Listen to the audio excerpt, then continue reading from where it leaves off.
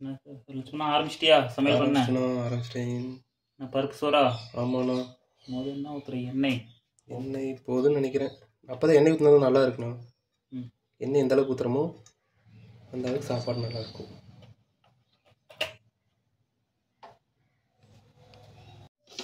என்னது உள்ளே போட்டிருக்கு? கடுகு, கடலை பருப்பு.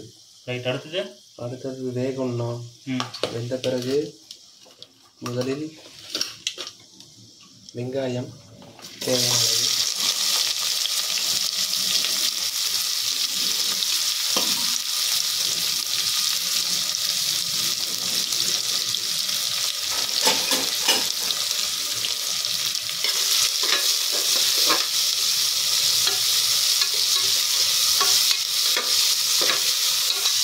அடுத்தது கருவேப்பிலை, அதுவும் நமக்கு தேவையான அளவு,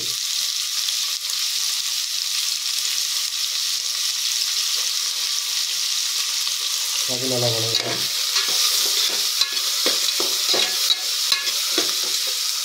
அதுக்கடுத்தது மிளகாய். பச்சை மிளகாய் போட்டால் நல்லாயிருக்கும், வர மிளகாய் போட்டால் நல்லாயிருக்கும், எது வேணாலும் போடலாம்.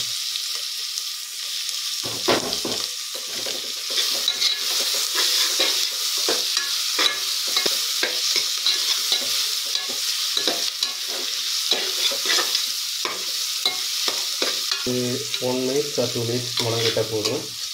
நல்லா வணங்கின பிறகு அதுக்காக ஒரு 2 தக்காளி நம்ம ஸ்லைஸ் பண்ணி வச்சுருக்கோம். அந்த தக்காளியை நம்ம உள்ள எடுத்து கொட்டி இதையும் நம்ம வேக வைக்கணும்.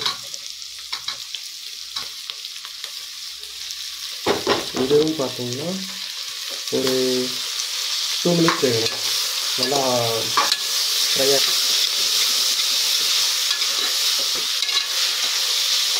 வேக விடணும்.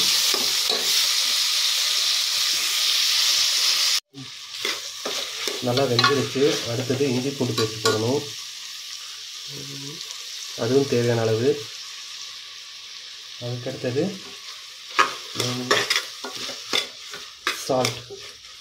சால்ட் அதுவும் தேவையான அளவு போடணும்.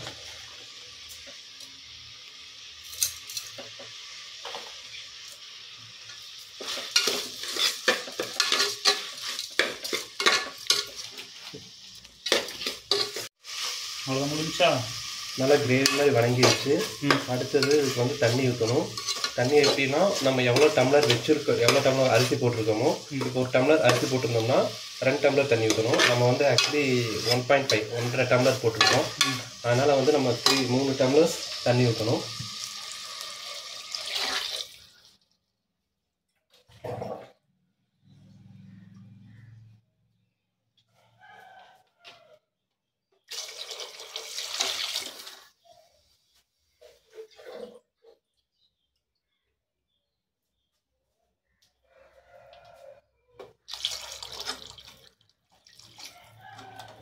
நம்ம 3 டம்ளர் தண்ணி ஊற்றிட்டோம். இது நல்லா கொதி வரணும். அதுக்கப்புறமா அரிசி போடணும்.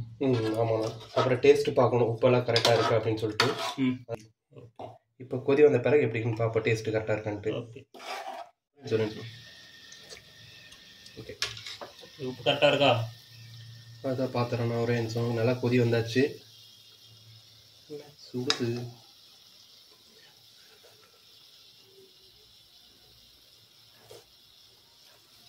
உப்பு கொஞ்சம் அதிகமாக தான் இருக்குது.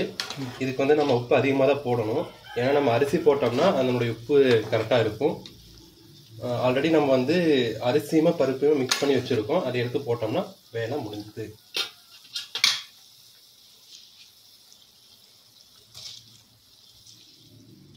கடைசியில் மறக்காமல் ஒரு இது போடணும், மஞ்சப்பொடி. அந்த டிஷ்ஷும் மறக்கக்கூடாது. நல்லா கொதிச்சிருச்சு, உப்பும் பார்த்தாச்சு. தென் மஞ்சத்தூள் கொஞ்சம் ஆட் பண்ணிக்கணும். அதனால மிக்ஸ் பண்ணிடணும்.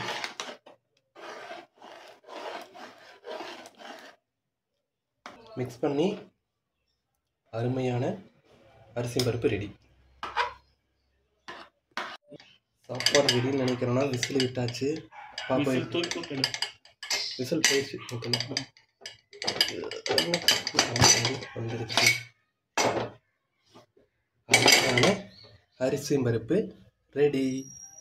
இதை மிக்ஸ் பண்ணிக்கணும் மறக்காமல்.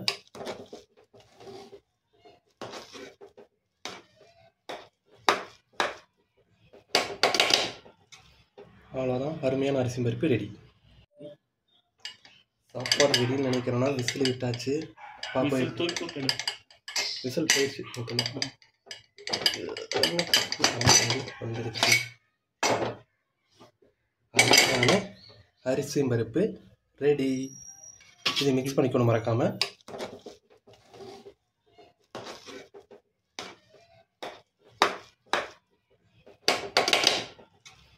அவ்வளோதான், அருமையான அரிசியும் பருப்பு ரெடி.